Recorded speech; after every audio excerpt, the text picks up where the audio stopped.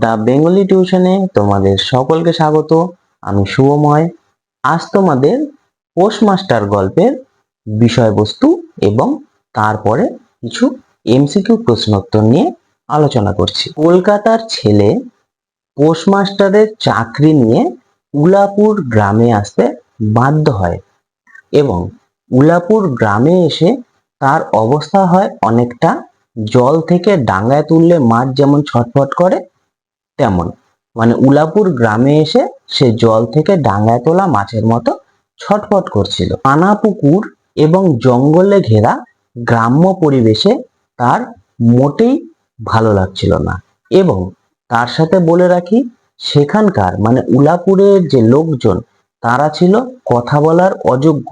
মানে এই গন্ডগ্রামে এসে সে না পাচ্ছিল কথা বলার লোক, আর না এই উলাপুর গ্রামের পরিবেশ তার পছন্দ হয়েছিল। নীলকুঠির গোমস্তারা ছিল, নীলকুঠি যারা গোমস্তারা, কিন্তু তারা অত্যন্ত ব্যস্ত ছিল এবং তাদের সাথে কথা বলার অযোগ্য ছিল। মানে উলাপুর গ্রামে যে পোস্টমাস্টার আসছিল তিনি নীলকুঠির গোমস্তাদের সাথে নিজে যেচে পড়ে কথা বলতে যায়নি। আর আরেকটা তার দোষ ছিল, তার স্বভাব দোষ। মানে সে আমি কেন কথা বলবো লোকের সাথে, আমি কেন মিশবো, এরকম একটা ব্যাপার ছিল। সে ইচ্ছা করেই কারো সাথে কথা বলতে যেত না, আর যার ফলেই সে ওই ডাঙায় ওঠা মাছের মতো তার অবস্থা হয়ে গিয়েছিল। অথচ পোস্টমাস্টারের হাতে অঢেল সময়, মানে কিভাবে সে সময় কাটাবে সেইটা তিনি ঠিক করতে পারে না। তাই বাধ্য হয়ে তাকে কবিতা লিখে সময় কাটাতে হয়। তিনি মনে মনে গ্রাম্য পরিবেশকে ভালোবাসলেও তিনি চাইতেন যে আরব্য উপন্যাসের কোনো দৈত্য এসে বা কোনো জাদু মন্ত্রের দ্বারা গাছপালাগুলোকে কেটে বড় বড় রাস্তাঘাট এবং অট্টালিকা উলাপুরে বাড়িয়ে দিয়ে যায়। পোস্টমাস্টারের বেতন খুবই কম ছিল, মানে এতটাই কম ছিল যে তাকে নিজেকে রান্না করে খেতে হতো। একটা কাজের লোক রাখবে, সেই কাজের লোক রাখার মতো পয়সা তার কাছে ছিল না। শুধুমাত্র একটি বালিকা মেয়ে রতন তার সমস্ত কাজ করে দিত, বিনিময়ে তিনি রতনকে খাওয়া দিতেন, মানে খেতে দিতেন না। সন্ধ্যাবেলায় বসে থাকতে থাকতে তিনি রতনকে ডাক দিতেন নিজের কাছে এবং রতনকে তার জন্য তামাক সাজিয়ে দিতে বলতেন। রতনের হাত থেকে তামাকের কৌটাটা নিতে নিতে তিনি রতনকে নিজের পরিবারের গল্পও বলতেন এবং রতনের কাছ থেকে তার পরিবারের গল্পও শুনতে চাইতেন। রতন তখন তার বাড়ির অর্থাৎ বাবা মা ভাই এসবের গল্প পোস্টমাস্টারের কাছে করতেন। মায়ের তুলনায় বাবা যে রতনকে বেশি ভালোবাসতো সে কথা সে পোস্টমাস্টারকে বলতো এবং এই পরিবারের কথা বলতে বলতে পোস্টমাস্টারের পায়ের কাছেই সে বসে থাকতো। পোস্টমাস্টারের কাছে পড়াশোনাও শিখতো। মানে পোস্টমাস্টারের যেহেতু প্রচুর সময়, তিনি যেচেই রতনকে পড়াশোনা করাতেন এবং পড়াশোনা করত, গল্প করত। এসব করতে করতে তাদের দুজনের মধ্যে বেশ আড্ডা জমে উঠতো এবং এই আড্ডা অনেক রাত অবধি কোনো কোনো দিন চলতো। এদিন রান্না করতে অনেক দেরি হয়ে যেত, মানে গল্প করতে করতে অনেক রাত হয়ে যেত, কাজে রান্না করার সময় থাকতো না।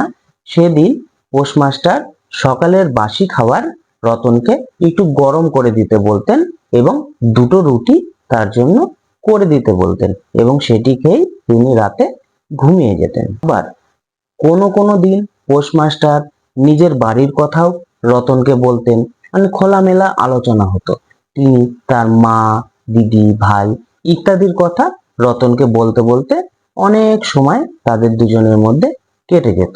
নিজের বাড়ি ছেড়ে এতদূর একটি গ্রাম্য এলাকায় এসে চাকরি করা তার মোটেও পছন্দ হতো না, এ কথা তিনি রতনকে বলতেন।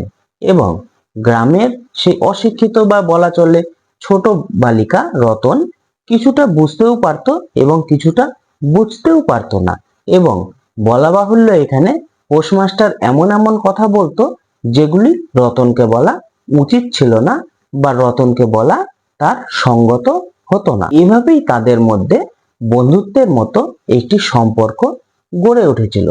আরেকটি কথা বলে রাখি, পোস্টমাস্টার রতনকে যেহেতু পড়াশোনার দায়িত্ব নিতেন, মানে নিয়েছিলেন, সেজন্য তিনি প্রতিদিন রতনকে সন্ধ্যাবেলা পড়াতে বসাতেন। পোস্টমাস্টারের পড়ানোর ফলে মানে দুপুরবেলা পড়াতেন, অ্যাকচুয়ালি আমি ভুল বলেছি, ওখানে সন্ধ্যাবেলা না, দুপুরবেলা।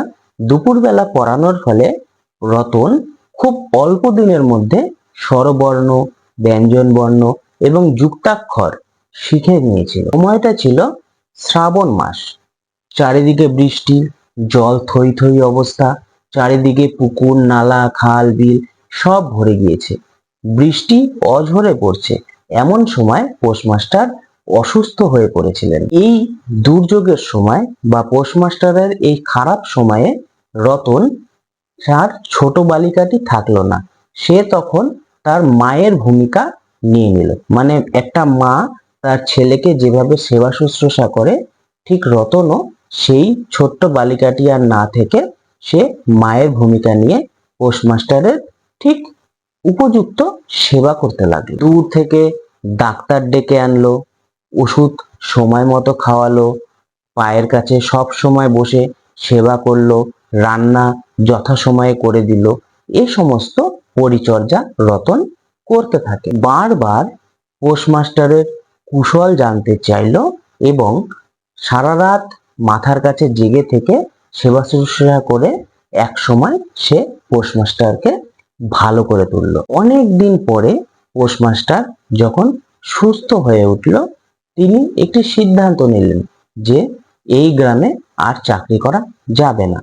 তিনি তার উপরের কর্তৃপক্ষ মানে উপরের অফিসে একটি চিঠি লিখলেন এবং এই গ্রামের অস্বাস্থ্যকর পরিবেশের কথা উল্লেখ করেই তিনি বড় অফিসে চিঠি লিখলেন তার বদলির জন্য। পোস্টমাস্টার সুস্থ হয়ে ওঠার পর রতনের প্রয়োজন ফুরিয়ে গিয়েছিল, আর এই কারণেই রতনকে আর সেভাবে ডাক দিত না পোস্টমাস্টার। রতন বাইরে বারান্দায় বসে অপেক্ষা করত যে কখন পোস্টমাস্টার ঘরে তাকে ডাক দিবে, কিন্তু পোস্টমাস্টার সেই চিঠির অপেক্ষায়, যে উপরের কর্তৃপক্ষ থেকে কি রিপ্লাই আসবে সেই চিঠির অপেক্ষায় বসে থাকতে থাকতে অমনোযোগী হয়ে যেত।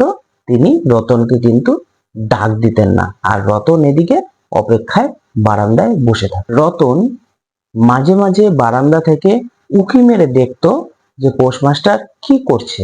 দেখতে পেত পোস্টমাস্টার অধীর আগ্রহে কোনো কিছুর অপেক্ষা করছে, তাই পোস্টমাস্টারকে সে আর বিরক্ত করতো না।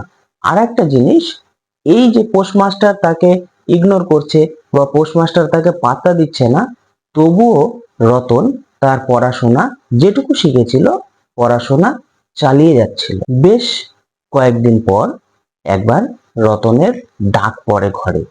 রতন উৎসাহের সাথে ঘরে যায়। তারপর পোস্টমাস্টার তাকে জানায় যে তিনি কালই এই গ্রাম ছেড়ে কলকাতায় চলে যাচ্ছেন। রতন কথা শুনে ভাবে হয়তো কলকাতায় তিনি নিজের বাড়িতে ঘুরতে যাচ্ছেন, তাই সে প্রশ্ন করে বসে যে তিনি আবার কবে ফিরে আসবেন। কিন্তু উত্তরে পোস্টমাস্টার জানায় তিনি একেবারের মতো চলে যাচ্ছে, তিনি আর ফিরে এই গ্রামে আর কখনোই আসবেন না। এ কথা শোনার পর রতন চুপচাপ ঘর থেকে বেরিয়ে যায় এবং অন্যমনস্কভাবে যে সমস্ত কাজ সে করে সেগুলি করতে থাকে। রাতে খাওয়া শেষ হলে রতন পোস্টমাস্টারের কাছে আবদার করে যে তিনি যেন রতনকে তার সঙ্গে কলকাতার বাড়িতে নিয়ে যায়।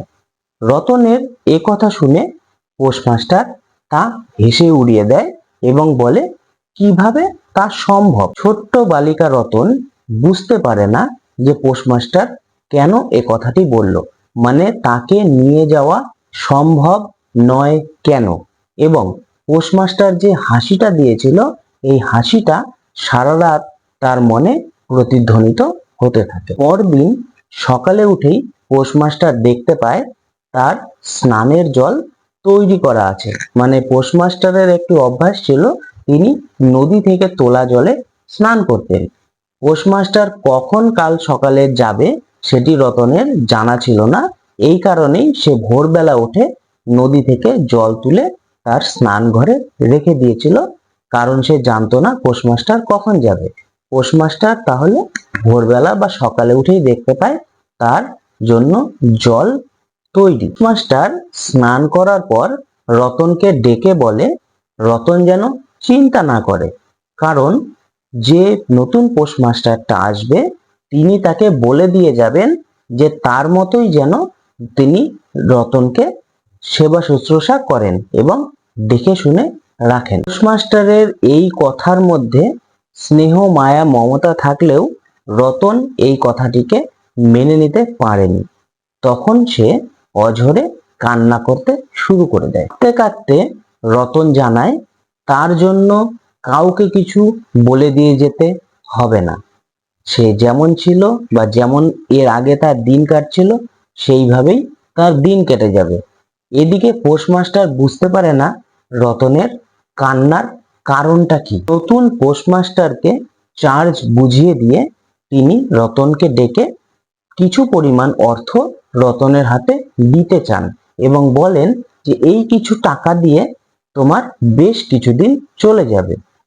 আর বলা বাহুল্য রতন সেই টাকাটা প্রত্যাখ্যান করে বা নেয়নি। রতন সেখান থেকে চলে গেলে পোস্টমাস্টার ব্যাগ কাঁধে নিয়ে নৌকায় গিয়ে ওঠেন এবং সেই টলমল জলের মধ্যে দিয়ে নৌকা যখন যাচ্ছিল পোস্টমাস্টারের মন কেন জানি না হঠাৎ করে ব্যথিত হয়ে ওঠে এবং রতনের জন্য তার খুব মন খারাপ করে।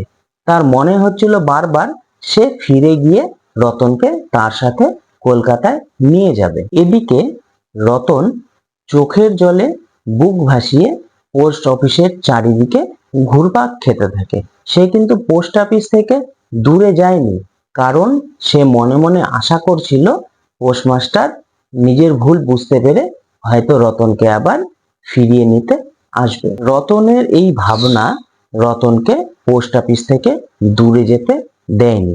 তার বারবারই মনে হচ্ছিল পোস্টমাস্টার হয়তো তাকে ফিরিয়ে নিতে আসবে, কিন্তু আদৌ সেটা সম্ভব হয়নি বা পোস্টমাস্টার মন থেকে চাইলেও তাকে সমাজ পরিস্থিতি ফিরে আসতে দেয়নি।